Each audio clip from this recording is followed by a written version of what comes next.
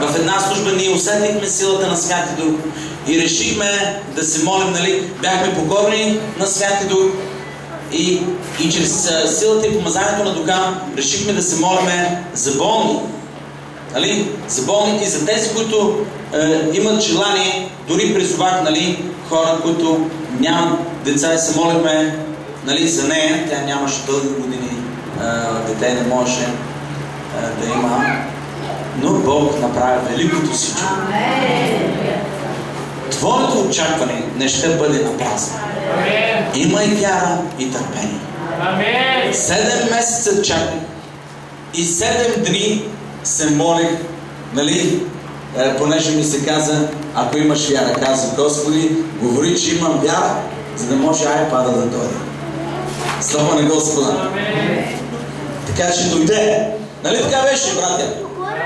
Последната седмица на мен ми се пита, имаш ли вяра? Аз казах, да, имам.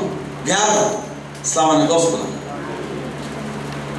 В същата служба една наша сестра имаше откровение от Бога, нали така? Ти беше, нали? Ти беше.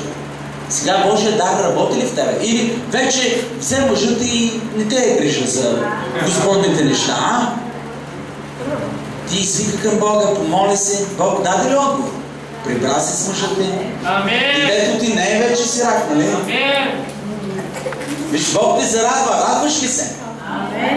Радваш ли се? Радваш се, нали? Бог ти даде откровение, че Бог я дарява с дете, нали така беше? Така ли беше? Ти каза, пасторе, за онова момиче, което се помоли, Бог ми показа, че тя ще има дете. Искаш ли да го кажеш това?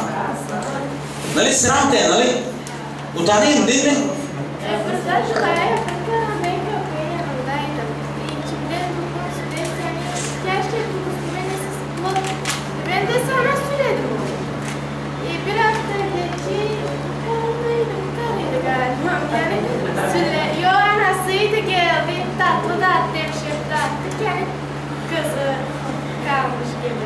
Амин.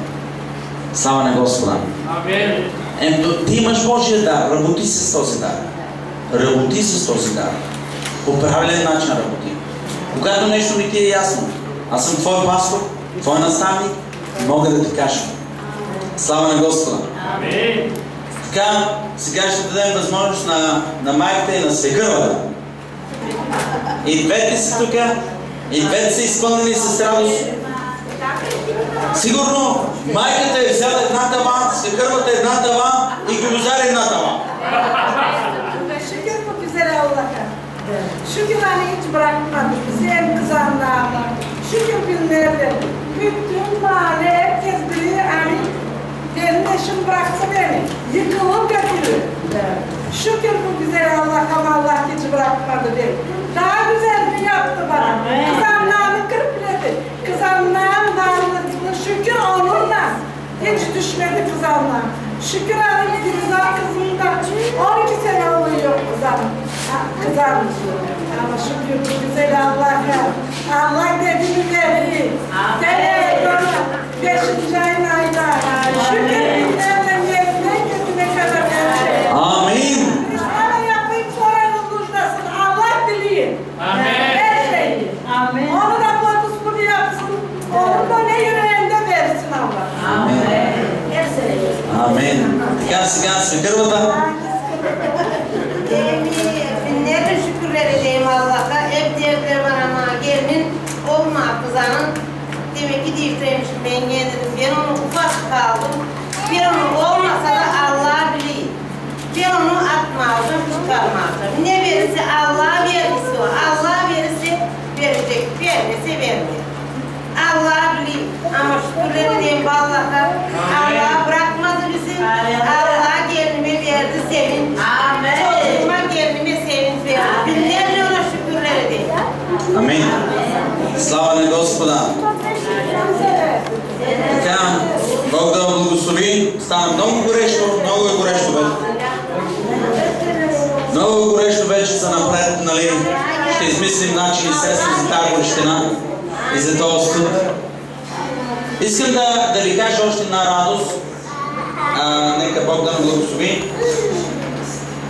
за проекта ни с веки помещенията, с проекта за туалетните, става въпрос, имаме благословение от 500 лева. Нали? И другото, което мога да ви кажа, че тогава, когато започнем да правим новите ни туалетни, нали, ние ги искаме в пълен лукс. Знаете много добре, че ние се движим с една визия да имаме, нали, много красива база. Искаме го това, да имаме много красива база. База, която да не липсва уют и лукс. Нали, на това място ще има пълен уют и пълен лукс. Туалетните ни ще бъдат във формата на пълен лукс. Много мислихме дали да бъде с седало или кликало. Обаче кликалото е модернизация от 18 век. Така че ние преминахме на седало, което е модернизация от 21 век. Слава на Господа! Слава на Господа! Затова аз вярвам и за проекта на туалетните изцяло ще бъдем под контрола на брат Зор, който е домакин. На него ще предам финанси. Ние му имаме пълно доверие. Отчетната дейност, разбира се, има ревизори, които ще приемат отчетна дейност за това, което се предава. И другото, което е лично, ние ще видим с очи какво става. За всеки проект, знаете много добре, че сме били прозрачни. Бяхме ви говорили за проектор. Бог благослови църквата ни с проектор. Имаме проектор, но тъй като нямаме лаптопа, не можем да го включим, за да може да показва всичко на стена. Но и това ще стане. Всеки един проект, който поставихме за тази година, вече сме на завършване. С тези проекти.